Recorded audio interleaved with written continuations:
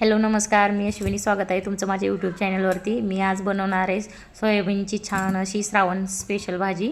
एकदा खाल्ली तर तुम्हाला खूप जास्त आवडेल आणि तुम्ही नॉनव्हेज खायचं पण विसरून जाल, एवढी सुंदर लागते ही. तर हे सोयाबीन आहे.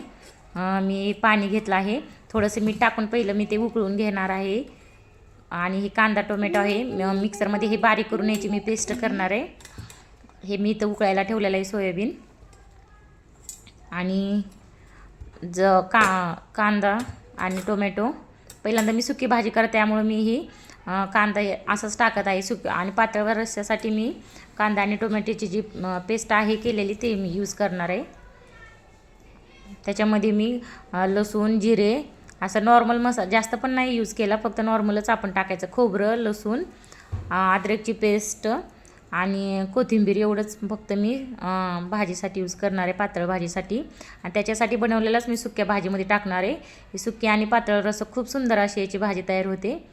तर मी एकत्र केलेला मसाला यातला थोडासा मी सुक्या भाजीसाठी यूज केला आहे आणि बाकीचा ठेवलं मी पातळ भाजी बनवण्यासाठी. तर ही अद्रक पेस्ट जेवढी हवी तेवढी टाका.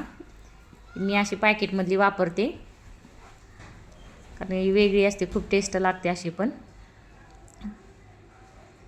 व्हिडिओ बनवताना मी पट बनवलेला आहे. आणि हे घरचं तिखट आहे, तर ते तुम्ही टाकायचं थोडंसं. हे आमचं घरातलं तिखट आहे, त्यामुळे मी असं टाकलेलं आहे.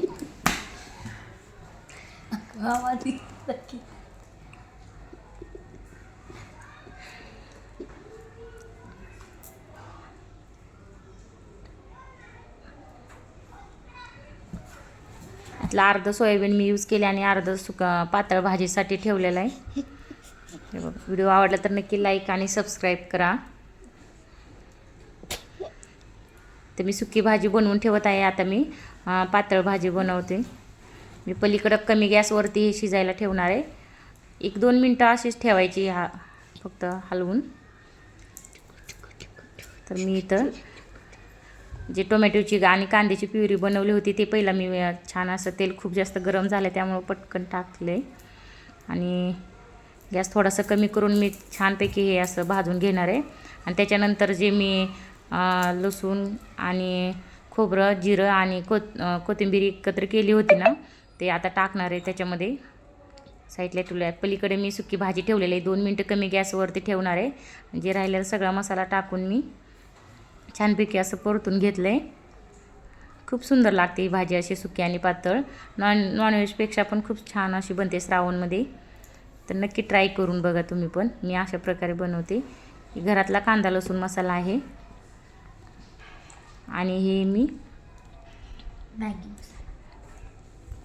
मॅगी मसाला ॲड केला आहे, खूप छान लागते याच्यामुळे. आणि उरलेलं सगळं सोयाबीन मी त्याच्यामध्ये टाकलेलं आहे.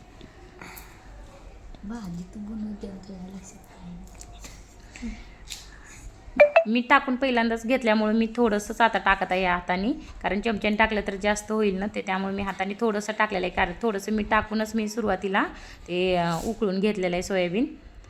ते छानपैकी असं परतून घेऊन मी पाणी आपल्याला पाहिजे तेवढी जेवढा रस्सा लागेल तेवढं हे करून घ्यायचं.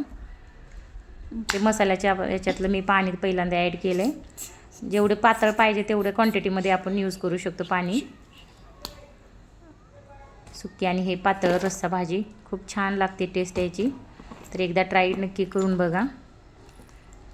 आणि नवीन चॅनल ओपन केलं त्यामुळे नक्की सपोर्ट करा. आवडला असेल तर काही कमेंट असेल, काही विचारायचं असेल तर नक्की कमेंट करू शकता. लाईक आणि व्हिडिओ आवडला तर नक्की कमेंट आणि लाईक सबस्क्राईब करा. Thank you so much.